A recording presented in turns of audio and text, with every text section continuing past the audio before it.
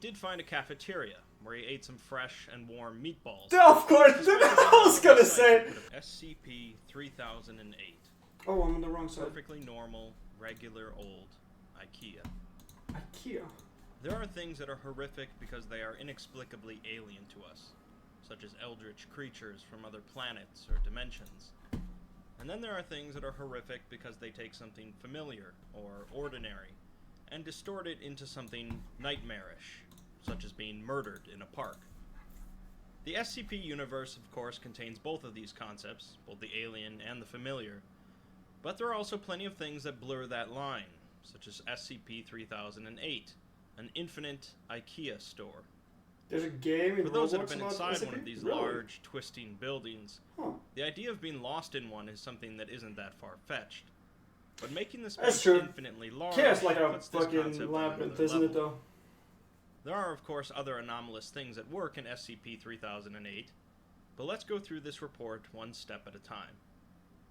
Dude, I know a lot of people play like hide and seek at SCP-3008 IKEA. is an IKEA-branded building, currently owned by the Foundation, and all roads leading to or passing by the location have been redirected. No one is allowed to enter the building without permission by the senior researcher. Any humans seen leaving the building are to be detained and debriefed, and any other entities leaving the building are to be immediately terminated. Really? The first anomalous effect occurs when someone enters SCP-3008 and moves out of sight of the entrance doors. The subject will find themselves seamlessly moved to an alternate dimension, often without them realizing. Huh. This dimension contains the infinite IKEA space, so far calculated to be at least 10 square kilometers, but at the least far greater than could be contained in the 3008 building. Entering the 3008 building through any entrance other than the front, or breaking through the exterior walls, will enter into the normal IKEA interior. At times consistent with the normal opening and closing times of an IKEA store, the overhead lighting will turn on and off, creating a sort of day-night cycle. While there are a number of exits located in the dimension, they move around seemingly randomly, and it's believed that these exits can move even while being watched by an individual. SCP-3008 contains an unknown number of humans that entered the alternate dimension before the Foundation managed to contain the building, and have so far been unable to escape or be rescued. Was there people inside there? SCP-3008 contains a large number of anomalous humanoids, dressed as IKEA employees and possessing no facial features. These entities have exaggerated and inconsistent bodily proportions, being too short or too tall, and during the day cycles of SCP-3008, they wander through the environment, unresponsive to questions.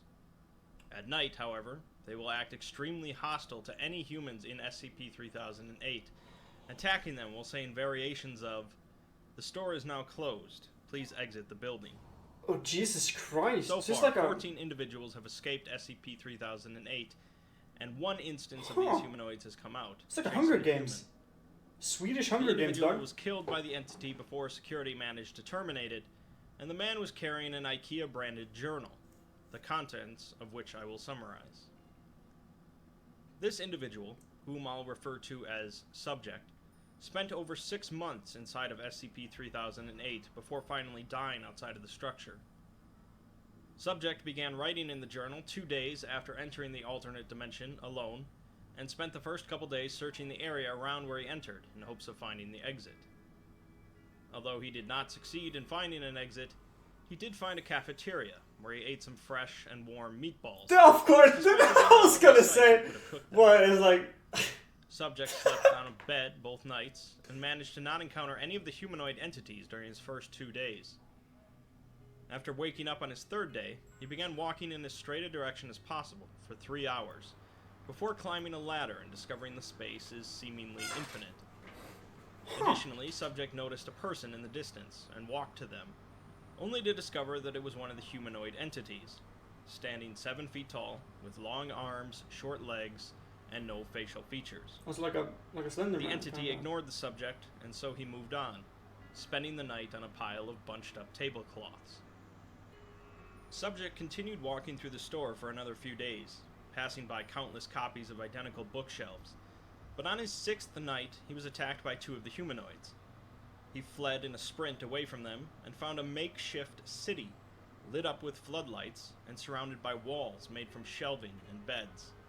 And ironically, it would be kind of cool to go open the walls to let the subject in, live in, and the humanoids eventually lost interest and wandered off. This town contained over 50 people and was called Exchange, due to the exchange and return sign hanging above it. It's like an own city inside, dude. Search the store for food, water, and other necessities, and at night everyone stays in the city to avoid the humanoids. Apparently, at certain times, the shelves and cafeterias restock in some way, but food and water still have to be rationed. The subject learns that there are an unknown number of other cities in the store, some with more people and some with less, and some people have been stuck in the store for years. The concept of finding an exit and leaving is merely a rumor to most trapped inside, and plenty of them have given up trying entirely. Subject spends a large remainder of his time in SCP-3008 at Exchange, building a rapport with the other inhabitants and going on daily foraging trips with them. He finds a wooden tower miles away that reaches the ceiling, and also finds a telephone, but a voice on the other end merely spoke random words continually. At some point, Exchange was attacked by a group of 20 or 30 humanoids, who attempted to tear down the makeshift walls with their hands. Subject learns that this happens regularly, and they have crafted what weapons they can to fend off the humanoids. The humanoids don't seem to bleed, but go down easily enough, although the townspeople have to move the bodies away from the city, as the dead seem to attract more entities. The humanoids so it's like the forest. Skin, or just skin-like IKEA substance, with no muscles, bones, or organs, at least when they are dead. Eventually, a dozen people arrive at Exchange, who reveal that they are survivors from another town named Trolleys. The town was ripped apart by the humanoids, which left roughly 100 dead.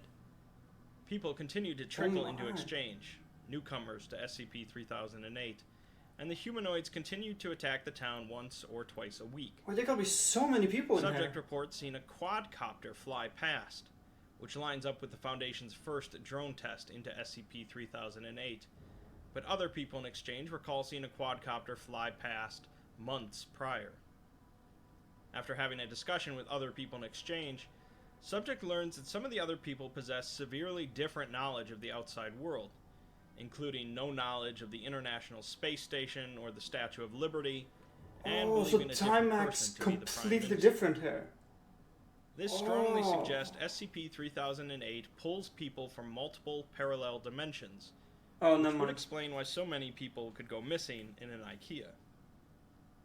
6 months after arriving in SCP-3008, Subject is keeping up the same routine in Exchange, with occasional visits from other towns, but the attacks from the humanoids have grown worse.